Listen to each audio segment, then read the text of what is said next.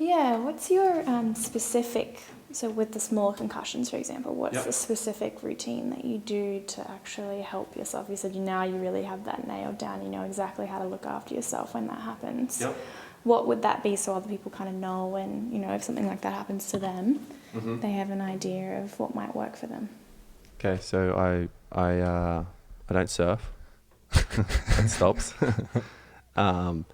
That's one. Then two is kind of just kind of try and relax with yourself mentally of like, okay, I'm not going to be able to perform the tasks that I usually perform each day. I think that's where a lot of the frustration comes from. If you've got a concussion and then you're going to try and perform the same task you perform every day, that's just not going to happen.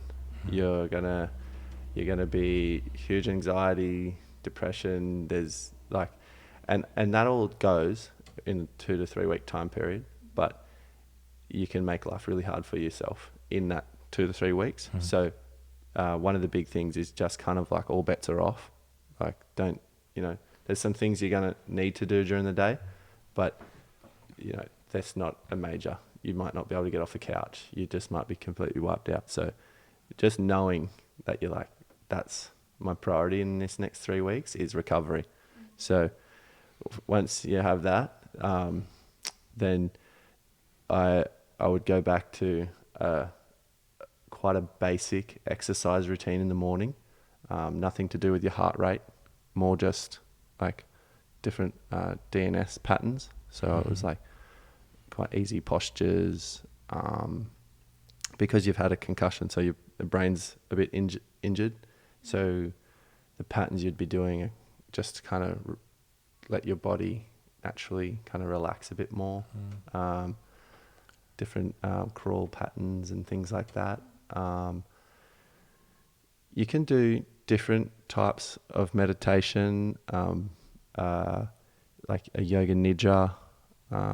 You can do body scans, breathing, all kind of different like things to just bring your body into a relaxed state. So I'd have, you know, from saunas to I tried lots of different things to hyperbaric chambers, but just be aware that like your brain could respond differently to any one of these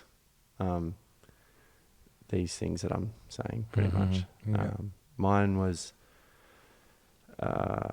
didn't respond very well to meditation, which I loved it a bit prior, but after the accident I didn't respond well to meditation at all. Purely because closing your eyes, I had such a big problem with my eyes that close your eyes to do meditation, and it was just like, what is going on? But yeah, so those different things, it's and then like any injury, it heals naturally. So it's more about the time frame, and just having those basic little patterns that you can achieve and do, and wait out that time. If you have, say, a major concussion, whether a TBI or something, and you've got some changes, then I'd suggest you see your OT and your occupational therapist and your neurologist and things like that to kind of set those different routines that you have. But with concussions, it's more about that initial diagnosis, and then going, okay, like just relax for the next 3 weeks, or everything about your life's gonna be harder for 3 weeks, and then but once that done is gone, it's to increase everything slowly. So after the initial 3 weeks, it's not just like, great, I'm just gonna go and surf 6 to 10 foot waves again. I'm just gonna go and surf a 2 foot wave, a 3 foot wave, build yourself up slowly after that. So whether if you surf or if you're football or whatever it is, just it's a slow progression after that. So. Probably the same if you're not even a sports person, you know, like if you just have it in a car accident or something like that, it would be the same thing, you know. Yeah, like if you take 3 weeks off, don't go back and start out a 10-hour day. Yeah. Like, just try and get part-time, or try and, or if you do start back, be really aware that by the end of the day, you're going to be a mess, and make sure you tell your partner.